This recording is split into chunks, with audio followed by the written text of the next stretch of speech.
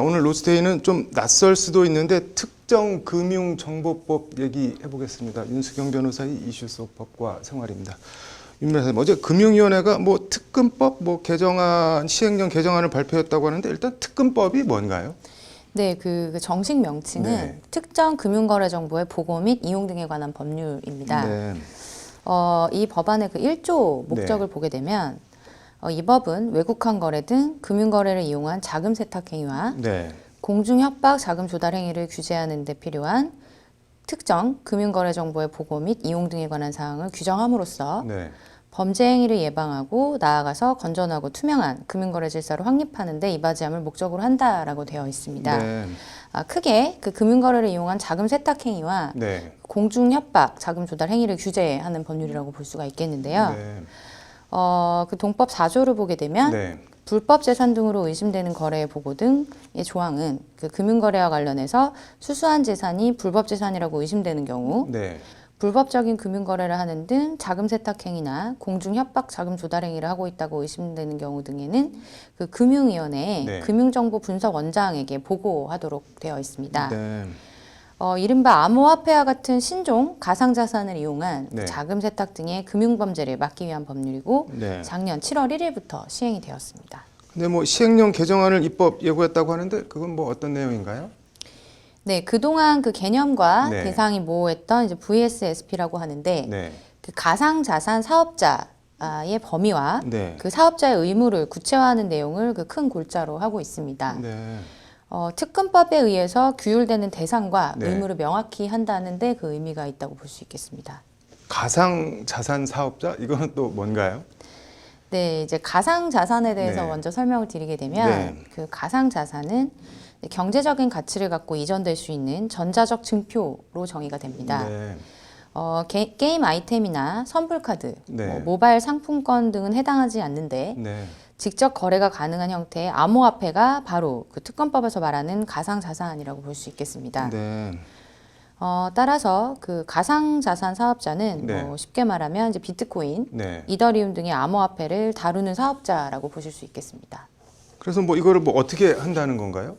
네, 이제 금융위원회가 입법 예고한 시행령의 내용을 보면 네. 크게 두 갈래입니다. 네. 그 앞서 말씀드렸던 가상자산 사업자의 범위를 정하는 것과 네. 그 해당 사업자에 대해서 은행에 준하는 자금 세탁 방지 의무를 부과한 내용으로 볼 수 있겠습니다. 네. 시행령은 그 가상자산 사업자의 범위를 가상자산 거래, 교환, 이전, 그리고 보관 및 관리를 제공하는 사업자로 한정을 했는데요. 네. 가상자산 거래소, 가상자산 위탁, 보관업자, 지갑형 서비스 제공자 등이 여기에 해당이 됩니다. 네. 그런데 이제 특금법의 네. 가상자산 사업자 신고 조건이 까다롭다 보니까 범위를 너무 폭넓게 인정할 경우에는 이제 불합리하게 피해를 보는 기업이 속출할 것이라는 이제 업계의 우려를 네. 일정 부분 반영했다라는 평가가 네. 나오고 있습니다.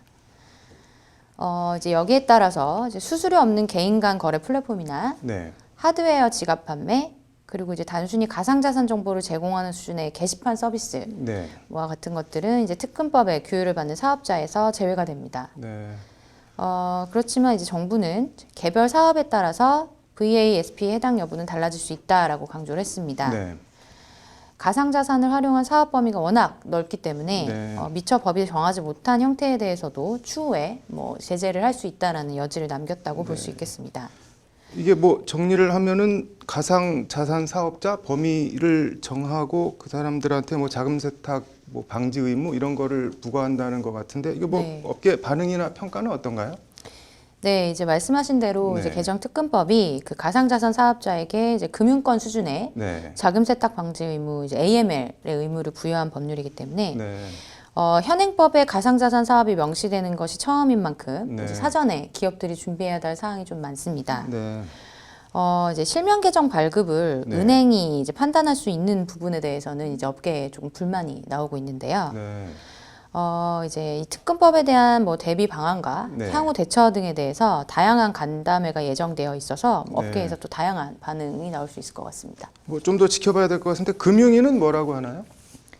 네, 이제 요 법 시행과 관련된 네. 신고 접수 및 통지는 금융정보분석원에서 수행할 예정이라고 합니다. 네. 금융감독원은 그 가상자산 사업자의 신고 내용에 대한 심사 의견을 작성한다고 합니다. 네.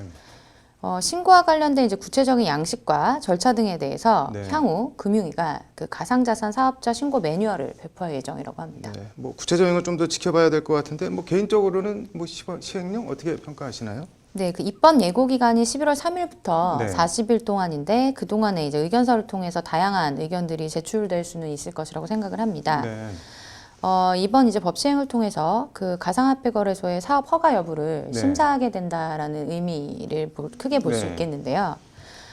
그렇게 되면 이제 앞으로 가상자산 사업자는 ISMS 네. 그 정보보호 관리 체계의 인증을 받아야 하고 이 과정에서 여러 항목들을 점검받게 됩니다. 네. 이제 시스템 정비에 필요한 뭐 비용과 시간이 들게 될 텐데요. 네. 여기서 이제 이미 준비가 된 대형 거래소가 유리하다라는 해석도 일부 있기는 합니다만 네. 그 금융 소비자 보호 측면에서 네. 뭐 긍정적이라고 보고 이제 업계가 또 제도권에 안착하는 계기가 될 수 있을 거라고 생각을 합니다. 아무튼 뭐 상당히 복잡한데 사전에 잘 준비를 해서 시행을 해야 될 것 같네요. 오늘 잘 들었습니다.